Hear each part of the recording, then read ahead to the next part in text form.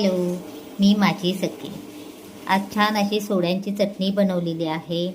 एकदम टेस्टी आणि झणझणीत अशी सोड्यांची चटणी झालेली आहे. म्हटलं चला तुमच्यासोबत पण ही रेसिपी शेअर करते.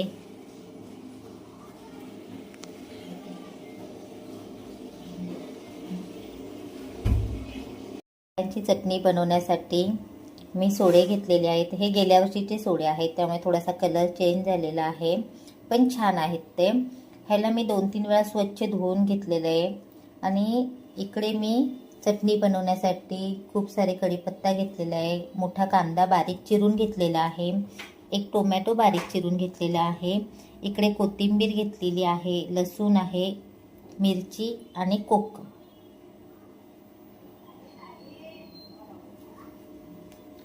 आता मी सुरुवातीला काय करणार आहे, सोडे आहेत ते थोड्याशा तेलामध्ये मी फ्राय करून घेणार आहे. इकडे मी गॅसवर कढई ठेवली आणि तेल तापतच ठेवलेलं आहे. मी पहिलं सुरुवातीला थोडंसंच तेल यूज करते, कारण मला त्याच्यामध्ये फक्त सोडे परतून घ्यायचे. सोडे छान असे मी तेलामध्ये 1-2 मिनिटांसाठी परतून घेतलेले आहेत. त्याने काय होतं, जो सुक्या मच्छीमध्ये वास असतो ना, तो पूर्ण निघून जातो.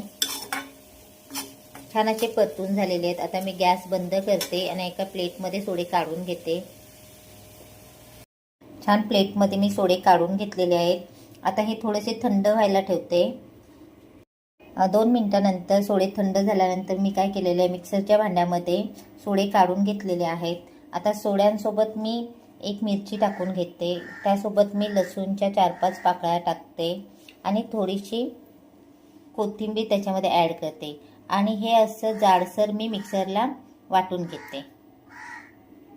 मिक्सरमधून मी छान असं जाडसर सोडे वाटून घेतलेले आहेत. आता आपण ह्याला छान फोडणी देऊया. त्या कढईमध्ये मी सोडे सुरुवातीला फ्राय केलेले होते, त्याच कढईमध्ये मी पुन्हा तेल टाकलेलं एक्स्ट्रा आणि सुरुवातीला मी कांदा आणि कढीपत्ता टाकून घेते. कांदा तेलात छान परतून झालेला आहे. आता मी लगेच टोमॅटो टाकून घेते.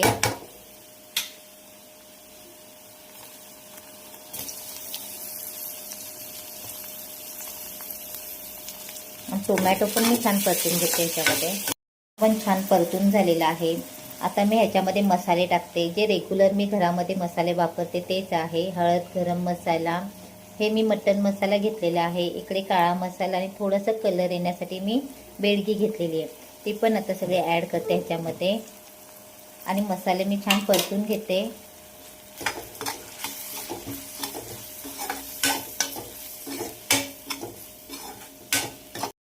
छान मसाले पण परतून झालेले आहेत. आता जे मी आपण जाडसर सोडे हे करून घेतलेले आहेत मिक्सरला, ते पण ह्याच्यामध्ये ॲड करते. थोडंसं मीठ टाकते आणि छान ह्याच्यामध्ये आता सर्व परतून घेते मी. छान सर्व मी परतून घेतलेलं आहे. पाणी वगैरे मी काही ॲड केलेलं नाही आहे. जेवढं होईल तेवढं मी तेलामध्ये ते फ्राय करून घेतलेलं आहे.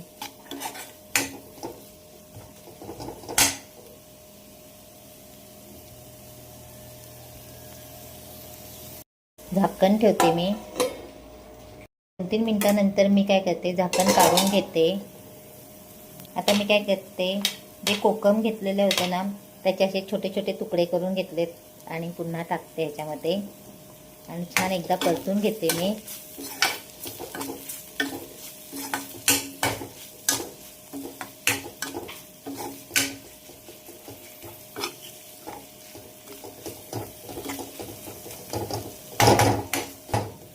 आपली सोड्याची चटणी रेडी झालेली आहे. आता मी कोथिंबीर टाकून घेते.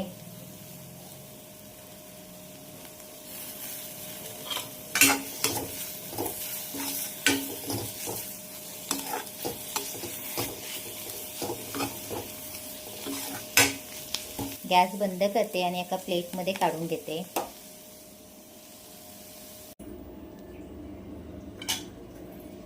छान अशी आपली सोड्यांची चटणी ही रेसिपी रेडी झालेली आहे.